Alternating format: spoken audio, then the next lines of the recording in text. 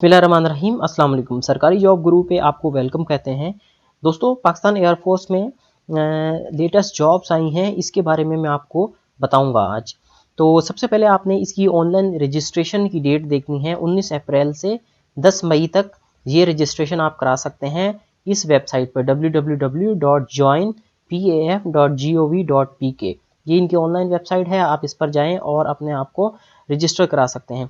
अब इसमें से जॉब्स कौन कौन सी आई हैं, एक तो मेडिकल ब्रांच में स्पेशलिस्ट की आई है और उसके अलावा मेडिकल ब्रांच में GDMOs। तो ये दो किस्म की जॉब्स इसमें आई हैं। तो फर्स्ट अगर देखें तो इसकी क्वालिफिकेशन MBBS इसमें रिक्वायर्ड है, सेकंड डिवीजन के साथ। Pakistan medical and dental council या PMC से रजिस्टर्ड जो भी इदारा है उससे।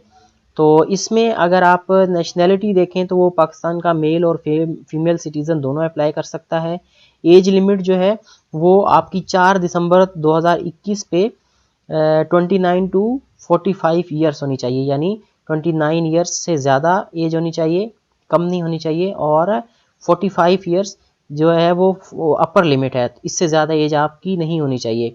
और ये जो रैंक होगा वो होगा स्क्वाड्रन लीडर का, और ट्रेनिंग पीरियड इसमें है 24 वीक्स का।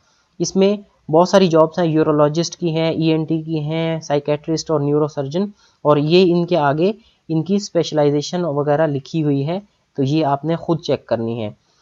प्रोसीजर क्या होगा इसमें, इसी तरह जो मेडिकल ब्रांच है इसमें GDMOs के लिए क्वालिफिकेशन MBBS रिक्वायर्ड है, मिनिमम सेकेंड डिवीजन में, और पाकिस्तान या एनी फॉरेन मेडिकल कॉलेज, और जो भी रिकॉग्नाइज्ड होगा PMC या PMDC से।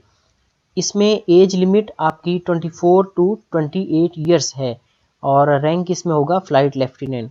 और इसमें एज लिमिट आपकी 4 दिसंबर 2021 तक आप 24 ईयर्स और 28 ईयर्स इनके दरमियान में होने चाहिए।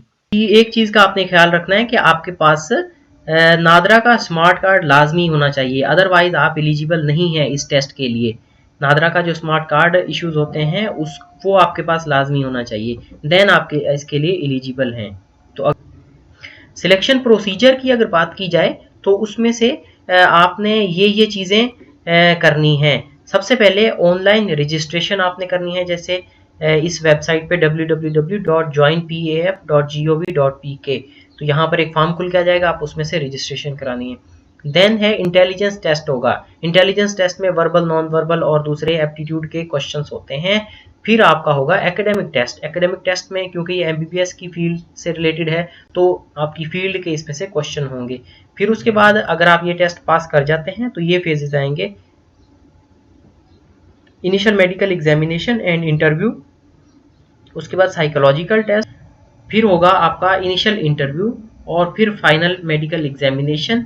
और उसके अलावा इंटरव्यू जो सेकंड AHQ में होगा, एयर हेडक्वार्टर में होगा, और उसके बाद फाइनल सिलेक्शन आपकी होगी, और ये इसमें से आपका सिलेक्शन प्रोसीजर कंप्लीट हो जाएगा। इसमें इनएलिजिबिलिटी क्राइटेरिया जो दिया हुआ है इसमें बहुत सारी शराइत हैं, यानी अगर आप 2 बार ISSB से रिजेक्ट हो गए हैं, वो चाहे आप इंटर की बेस पे रिजेक्ट हुए हैं, या आप अपनी ग्रेजुएशन की बेस पे रिजेक्ट हुए हैं, या आप अपनी पोस्ट ग्रेजुएशन, यानी अगर आपने अपने लाइफ टाइम में 2 बार ISSB से आप रिजेक्ट हो गए हैं तो आप इसके लिए एलिजिबल नहीं हैं।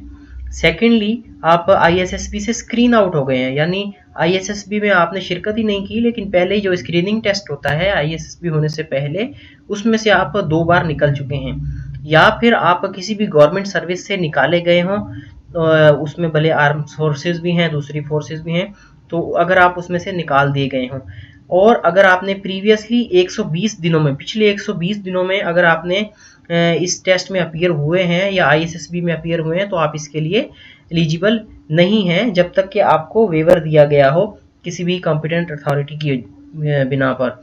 उसके अलावा आप किसी भी कोर्ट में कन्विक्टेड हुए हैं, कोई भी क्राइम आपने किया है या ऑफेंस की है, तो उसके लिए भी आप एलिजिबल नहीं हैं। और permanently declared unfit by appeal medical board, अगर मेडिकल बोर्ड ने, यानी आप प्रीवियसली किसी मेडिकल एग्जाम में अपीयर हुए हों और वहाँ से आप परमानेंटली अनफिट डिक्लेयर कर दिए गए हों। उसके अलावा declared medically unfit due to hepatitis B और C, हेपेटाइटिस B और C की वजह से अगर आप अनफिट हैं तो भी आप इसके लिए इनएलिजिबल है। Withdrew from bonded arm forces, अगर आर्म फोर्सेस में अगर आपने कोई बॉन्ड साइन किया हुआ था और आपने उस बॉन्ड की ब्रीच करके आप वहां से निकल आए तो भी आप इनएलिजिबल हैं। और उसके अलावा आपने किसी भी आर्म फोर्सेस से अगर रिजाइन कर दिया है तो उस बिना पर भी आप इसके लिए इनएलिजिबल हैं।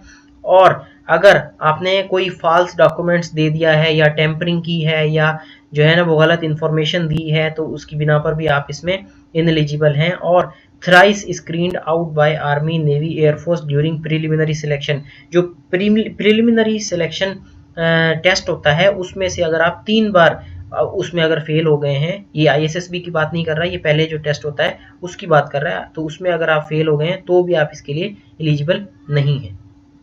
नेक्स्ट अगर सिलेक्शन सेंटर्स की बात करें तो उसमें बहुत सारे सेंटर्स पे आप अपनी ये है इनिशियल टेस्ट के लिए, मिसाल के तौर पे आपने अपनी ऑनलाइन रजिस्ट्रेशन कराई तो आप इसमें से एक सेंटर चूज कर सकते हैं। मिसाल के तौर पे मेरी अभी रिहाइश हैदराबाद में है तो मैं हैदराबाद वाला सेंटर चूज करूंगा कि मैं अपना इनिशियल टेस्ट जो है वो यहाँ पर देना चाहता हूँ। तो अगर आप कराची से हैं तो कराची, इसमें मुख्तलिफ दिए हुए हैं, एबटाबाद, फैसलाबाद, हैदराबाद, कराची, लाहौर, मुल्तान, मियांवाली, DI खान, पिशावर, कोयटा, रावलपिंडी और सक्कर, आप इसमें से कोई भी एक चूज कर सकते हैं तो वहीं पर आपका सेंटर एलोकेट होगा। तो अगर आपको ये वीडियो पसंद आई है तो प्लीज़ इसे शेयर करें और इस चैनल को सब्सक्राइब करें और इस पर कमेंट भी कर दें अगर आपको कोई डिफ़िकल्टी है। और हमारी फर्दर वीडियोस में हम इस पे मटेरियल प्रोवाइड करेंगे और गाइडेंस देंगे कि आप इस टेस्ट की तैयारी कैसे कर सकते हैं। Thank you.